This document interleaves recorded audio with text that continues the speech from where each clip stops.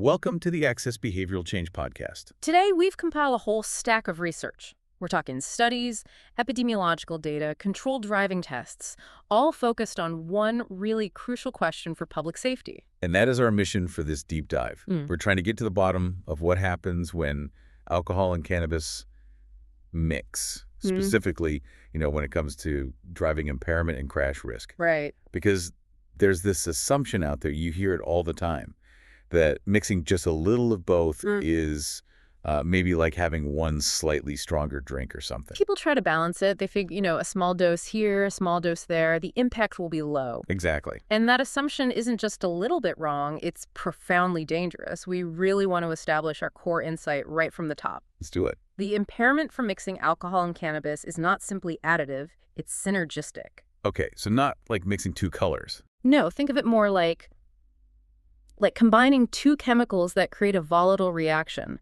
Something far hotter, far faster than either one alone.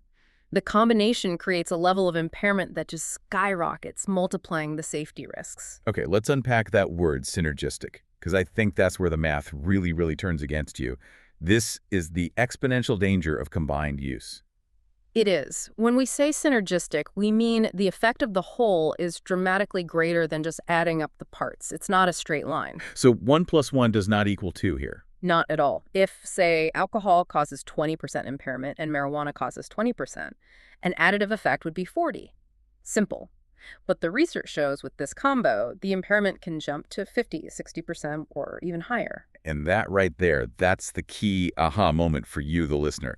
That little calculation you might do in your head, oh, I only had a small amount of each, so I'm fine, is totally flawed. It's a trap, a biological trap. The research confirms you get severe functional impairment even when the doses of both substances are what you might consider quite low. And it attacks everything at once. Everything. Reaction time, your ability to stay in your lane, and maybe most critically, the judgment you need to even realize you're in danger. You can't really argue with that core concept. So let's move from the idea of it to the cold, hard numbers, because this is where we can actually quantify the destruction of driving ability. When I was looking at the controlled driving studies, the most alarming data point for me was about the single most important metric for avoiding a crash. Reaction time. Reaction time. It's everything. It's that split second between your brain seeing a threat, a brake light, a kid running into the street, and your foot actually moving to the brake. It's pure processing speed. Yeah. And together, these two substances just wreck it. I do. Get ready for this number because it's a big one. Lay it on us. In those controlled on-road tests, the combined use of alcohol and marijuana slows reaction time by a staggering 30 to 40%. 30 to 40. That's a massive, massive deficit right when you need to be sharpest. And let's put that in context.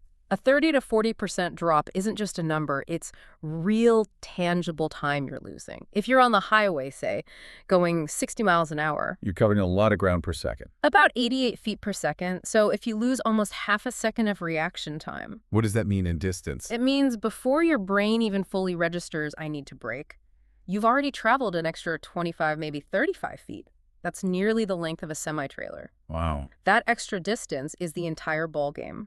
It's the difference between stopping safely and causing a terrible crash. Your margin for error is just gone. And it's not just about hitting the brakes late, is it? The simulator studies, the lab stuff, they show that basic control of the vehicle just completely falls apart. Oh, absolutely. The researchers documented a whole spectrum of steering errors and just visual control issues. Like what? Drivers mixing the two show a huge increase in lane deviation. They're weaving. They just can't hold a stable line. Their speed control's all over the place. Yeah. And when they were put in scenarios where they had to avoid something, Collisions went up. collisions and just general driving errors went way, way up. What's so fascinating to me is that the studies pointed out this obvious measurable failure in driving skill. Even when the doses were so low, the person would say they felt barely noticeable effects. Right. The driver thinks they're handling it, but the objective data, the tracking of their steering and braking, it shows a clear and dangerous breakdown. So why is that? Why is it so much worse than the sum of its parts? Because they aren't just doing the same thing twice. They're attacking two different but equally essential systems you need to drive safely. It's like having two saboteurs working on different parts of an engine at the same time. Okay, that brings us to the science behind the synergy. Let's break down what alcohol, saboteur number 1, is doing by itself. Alcohol is, first and foremost, a central nervous system depressant. It slows the whole network down. That means worse attention, worse coordination. But its most dangerous effect is psychological. It impairs your judgment. It impairs judgment, and it actually increases risk-taking behavior. It makes you willing to do something dangerous, like get behind the wheel when you shouldn't. So alcohol handles the bad decision-making. Now, what specific function does marijuana target to make this such a disaster? THC primarily attacks your psychomotor skills. For you listening, we're talking about that complex coordination you need to just keep the car going straight and handle the controls. Steering, gas, brakes. All of it. THC specifically reduces your tracking ability. Just keeping the car in the lane becomes this really mentally taxing and physically difficult thing to do. And it's compounded by how THC affects the brain's ability to multitask, right? Absolutely. Yeah. Marijuana seriously impairs what we call divided attention. Safe driving means you're constantly checking mirrors, watching your speed, looking at traffic lights, listening for sirens, all at once. Juggling. And that ability to juggle is severely degraded by cannabis. So you layer alcohol's slowness and risk-taking on top of THC's poor tracking and lack of focus, and you get a driver who is slow, weaving, reckless, and worst of all, totally convinced they're fine. And this is where it gets really scary. There's a hidden physiological danger here from the research that I'm pretty sure most people are completely unaware of. Alcohol actually increases the amount of THC in your system. This is such a critical point. It's a physiological interaction that's been documented again and again.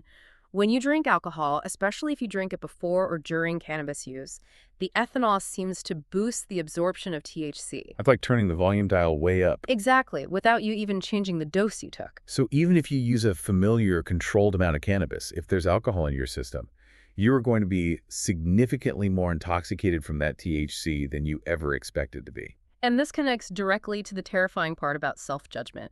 Not only are you objectively more impaired than you realize, but the alcohol is making you less able to recognize it. Precisely. You are less able to recognize just how impaired you are.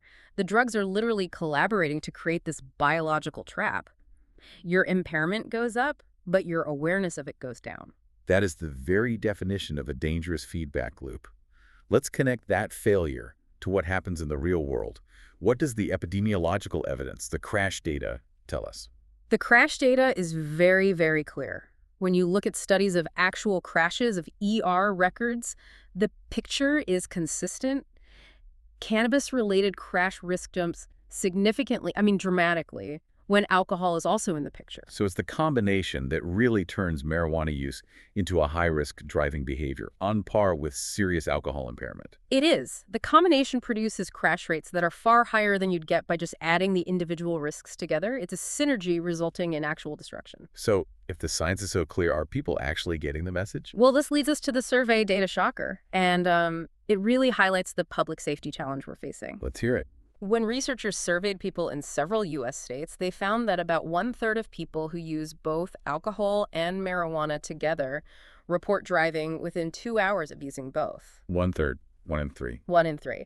That is a massive number of people knowingly engaging in this incredibly high-risk behavior, probably relying on that same compromised self-judgment we just talked about. And this brings us right to the under-the-limit myth. This is the big rationalization, right? It is. It's the person who says, look, what if I only have one drink and a really small amount of marijuana? I'm under the legal BAC limit, so I have to be safe to drive. And the short answer from all of this research is an unequivocal no. Absolutely not. Yeah. The critical problem is that our legal limits for alcohol were never designed to account for this combined synergistic effect. They're two separate equations. They are.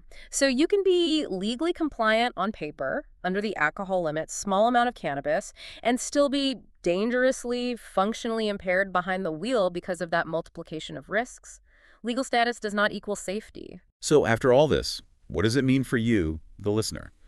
We need to distill this down to the simplest, safest, most actionable rule possible. The evidence really only points to one conclusion. There's one simple rule based on physiological reality. And that is? If you've used both alcohol and marijuana, do not drive. Period. No ifs, ands, or buts.